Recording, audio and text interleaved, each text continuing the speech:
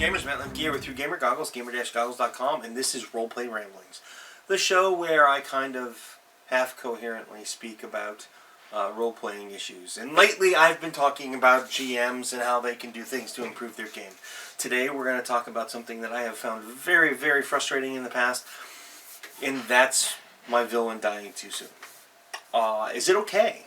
This is the question. Is it okay to overpower your villain to keep them alive after you've spent, I don't know, in some cases I've spent 10 or 15 hours on a villain before my players have had the chance of meeting him or her.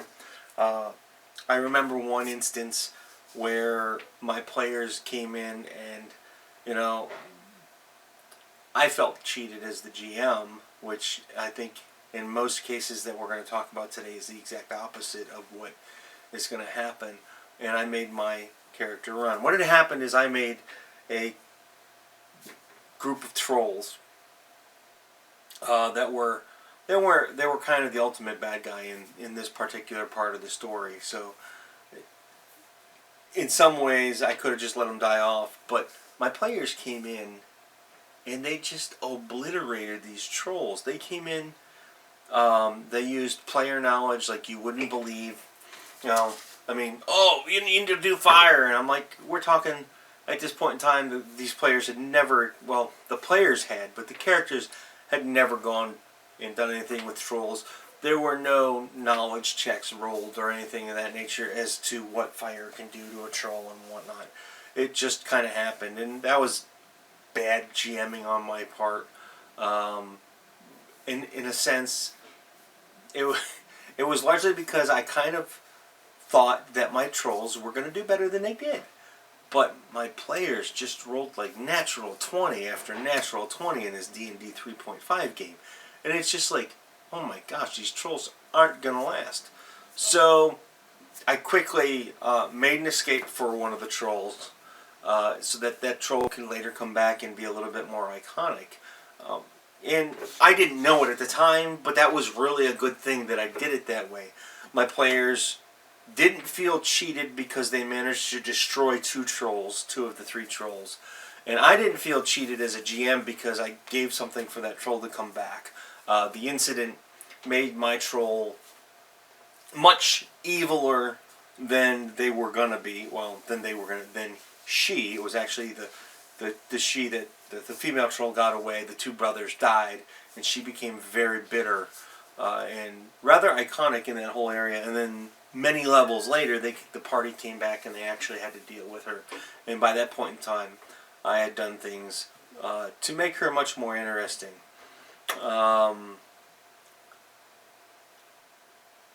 So, hindsight being what it is, I feel that in that instance, it worked out best for the game on both sides, for the players and for me as the GM.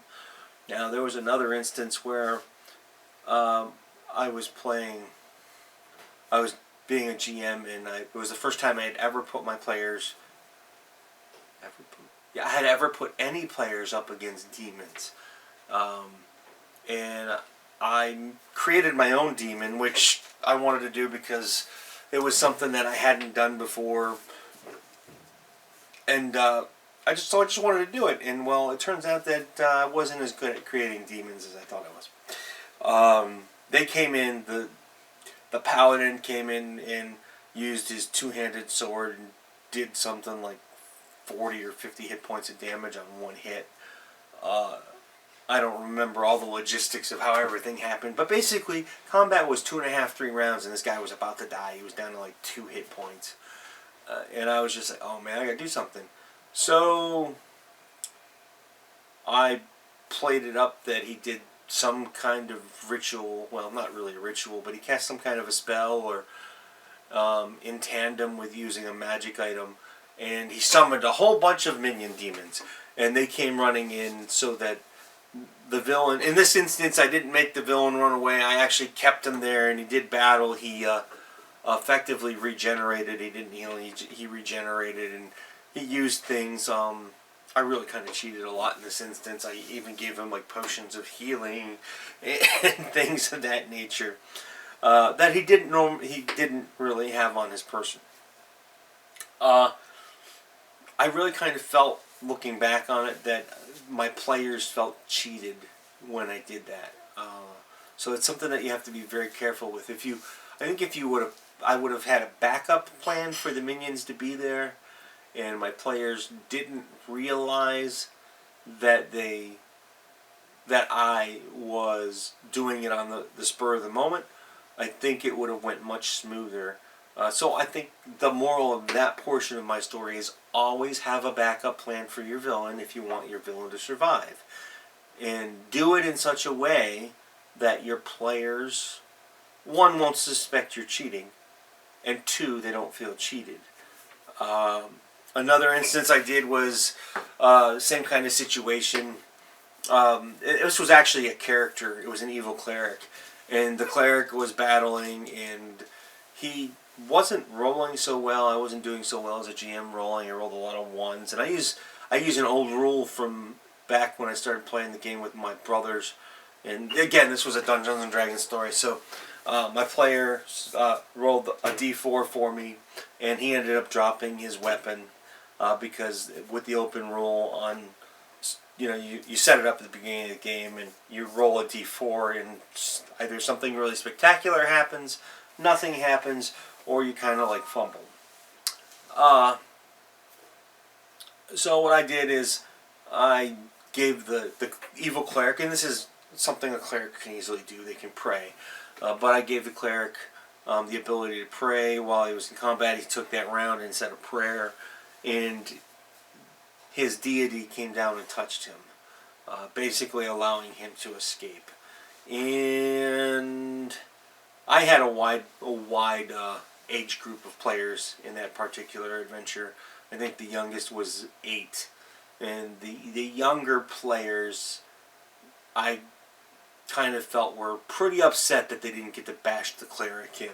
So that is something you also have to be very careful of. This is one of those situations where overpowering your villain is something that is very dangerous to do. And I'm actually from the mindset now that if you don't create a backup plan that is balanced, and we'll get to balanced in a minute, because for me I think there's a better option, but balanced, that'll give your villain more time to escape, that you can easily work into the story so your players don't feel cheated.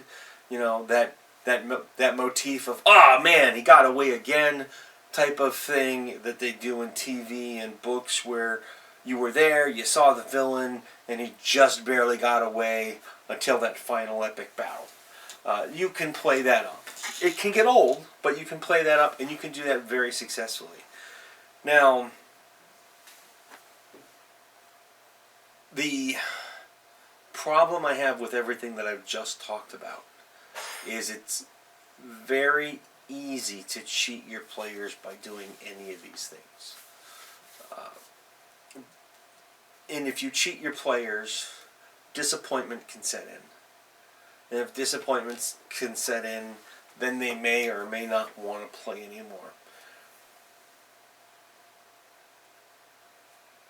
I'm actually kind of from the frame of mind that you probably should just let them kill the villain, or capture the villain, put him in jail, and give them the reward.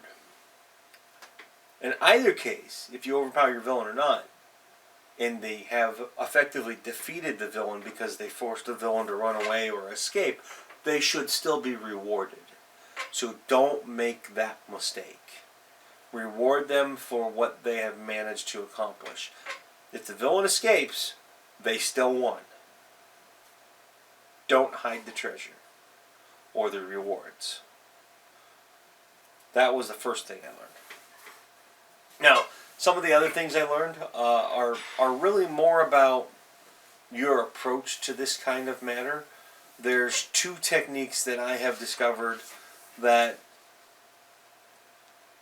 I like a lot.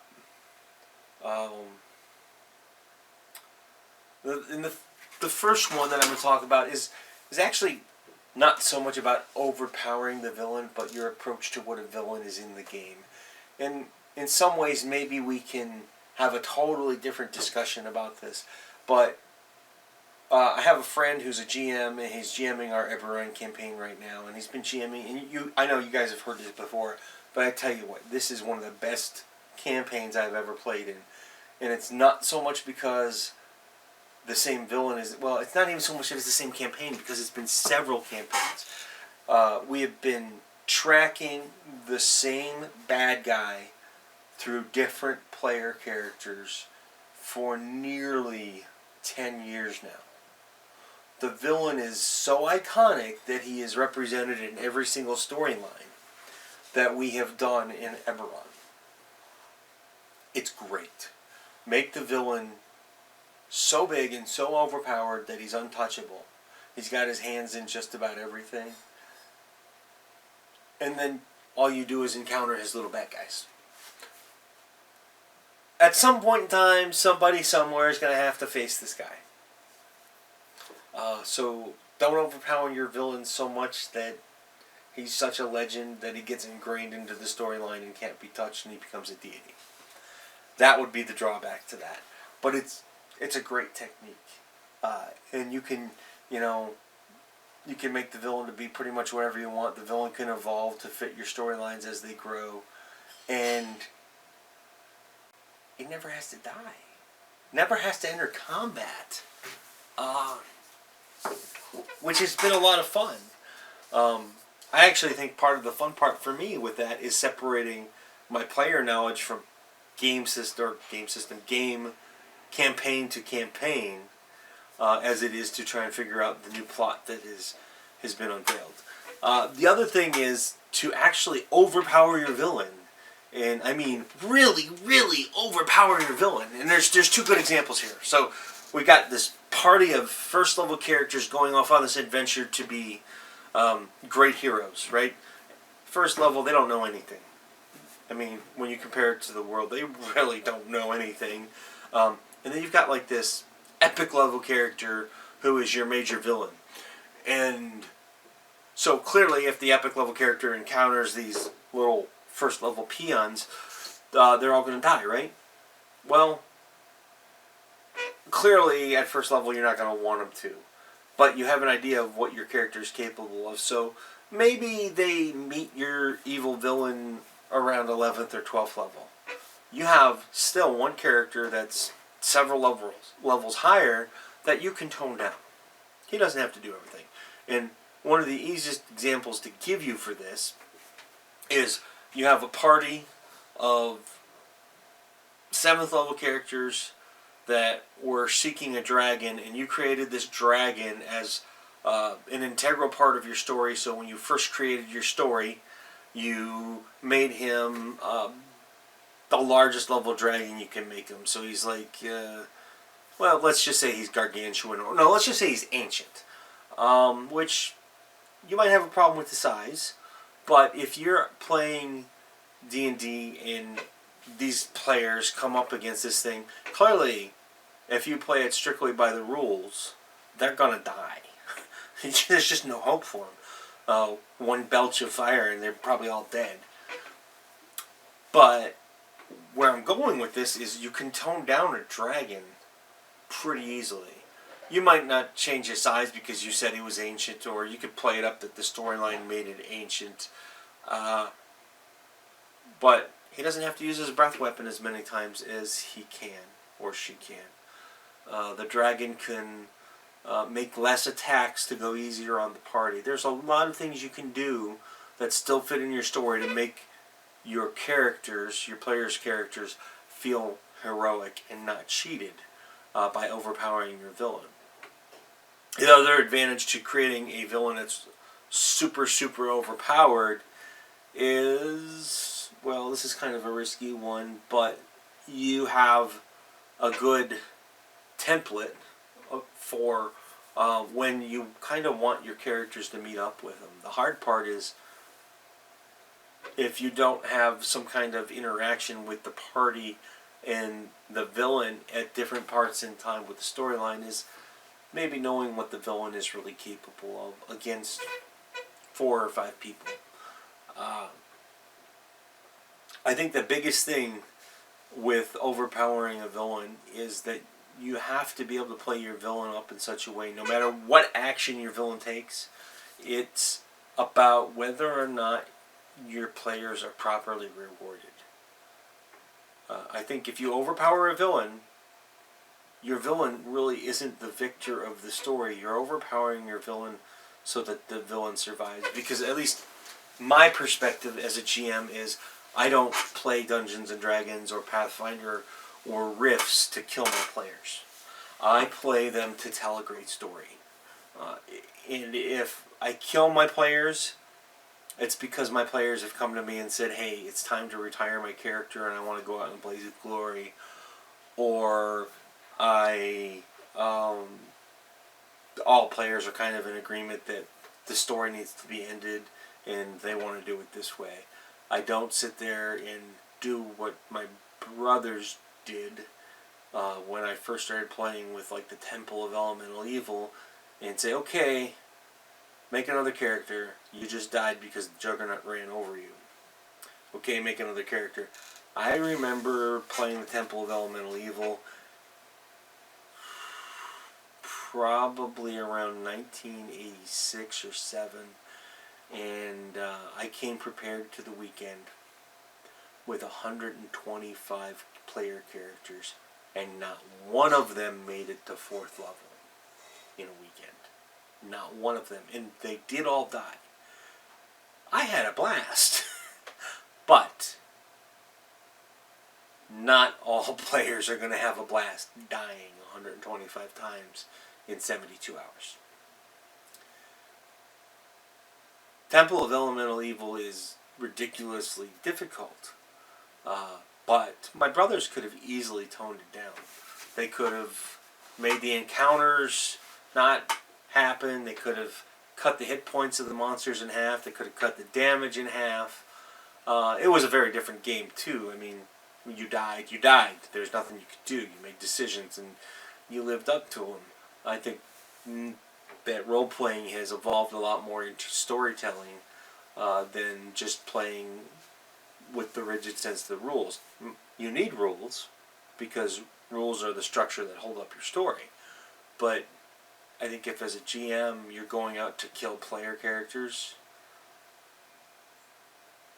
your best interest is probably not in GMing. It's more like in playing.